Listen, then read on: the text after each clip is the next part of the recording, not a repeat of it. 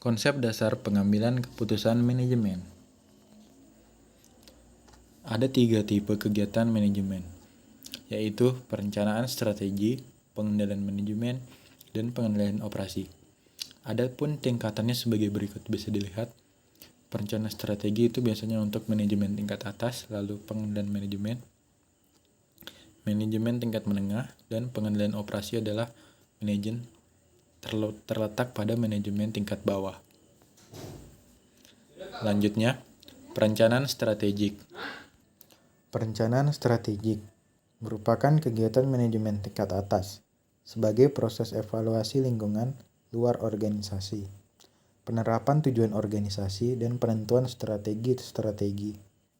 Perencanaan strategik sebagai proses penentuan tujuan-tujuan dari organisasi dan digunakan untuk mencapai tujuan tersebut yang meliputi proses evaluasi lingkungan luar organisasi, penetapan tujuan, penentuan strategi. Selanjutnya ada pengendalian manajemen. Merupakan sistem untuk meyakinkan bahwa organisasi telah menjalankan strategi yang sudah ditetapkan secara efektif dan efisien. Ini merupakan tingkatan taktik atau tactical level, yaitu bagaimana manajemen tingkat menengah menjalankan taktik supaya perencanaan strategi dapat dilakukan dengan baik dan berhasil. Proses pengendalian manajemen terdiri dari pembuatan program kerja, penyusunan anggaran, pelaksanaan dan pengukuran, pelaporan dan analisis. Pengendalian operasi, sistem untuk meyakinkan bahwa tiap-tiap tugas tertentu telah dilaksanakan secara efektif dan efisien. Ini merupakan penerapan program yang telah ditetapkan di pengendalian manajemen. Pengendalian operasi dilakukan di bawah pedoman proses pengendalian manajemen dan difokuskan pada tugas tingkat bawah. Adapun tipe-tipe keputusan manajemen, yaitu keputusan terprogram yang merupakan keputusan berulang yang rutin digunakan sehingga dapat diprogram, terstruktur, terjadi dan dilakukan terutama pada manajemen tingkat bawah. Lalu ada keputusan setengah terprogram. Keputusan yang sebagian diprogram, sebagian berulang-ulang dan rutin, dan sebagian tidak terstruktur. Keputusan ini sering bersifat rumit dan membutuhkan perhitungan serta analisis yang terprogram. Lalu ada keputusan terstruktur. Keputusan ini yang tidak terjadi berulang-ulang, tidak selalu terjadi. Keputusan ini banyak digunakan manajemen tingkat atas. Informasi untuk pengambilan keputusan tidak struktur, tidak mudah untuk didapatkan dan tidak mudah tersedia, dan biasanya berasal dari lingkungan luar. Adapun tipe informasi, di manajemen tingkat atas ada informasi pemecah masalah, tingkat menengah ada informasi pengarahan perhatian, dan manajemen tingkat bawah informasi pengumpulan data. Laporan dari sistem informasi memberikan informasi kepada manajemen mengenai permasalahan yang terjadi dalam organisasi untuk menjadi bukti yang berguna di dalam menentukan tindakan yang diambil.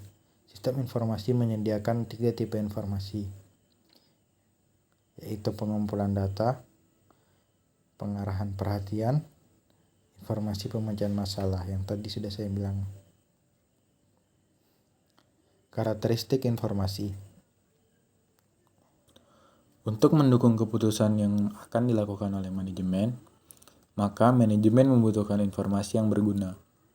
Untuk tiap-tiap tingkatan manajemen dengan kegiatan yang berbeda-beda, dibutuhkan pula informasi dan karakteristik yang berbeda-beda. Di antaranya kepadatan informasi, luas informasi, frekuensi informasi, waktu informasi, akses informasi, sumber informasi. Peran manajemen. Ada peran interpersonal, yaitu figur kepala. Lalu ada pemimpin, leader. Manajer mengkoordinasi, mengendalikan, dan memotivasi serta mendukung bawahan-bawahannya. Ada pula penghubung atau liaison. Manajer menghubungkan personal di semua tingkatan manajemen. Selanjutnya peran informasi. Peran dari manajer sebagai pusat syaraf organisasi untuk menerima informasi yang paling mutakhir dan sebagai penyebar informasi ke seluruh personal di organisasi. Peran informasi ialah manajemen sebagai juru bicara untuk menjawab pertanyaan tentang informasi yang dimilikinya.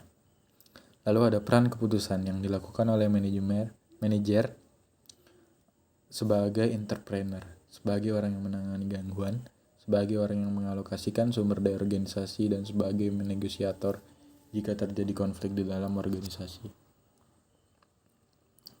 Adapun tahap-tahap pengambilan keputusan sebagai berikut. Menurut Simon, tahapan dalam pengambilan keputusan meliputi aktivitas yaitu intelijen, pengumpulan informasi untuk mengidentifikasikan permasalahan, desain, tahap perancangan solusi dalam bentuk alternatif pemecahan masalah, choice, tahap memilih dari solusi dari alternatif yang disediakan, implementasi, tahap melaksanakan keputusan dan melaporkan hasilnya. Mungkin itu saja yang bisa saya sampaikan. Terima kasih, mohon maaf jika masih banyak kekurangan.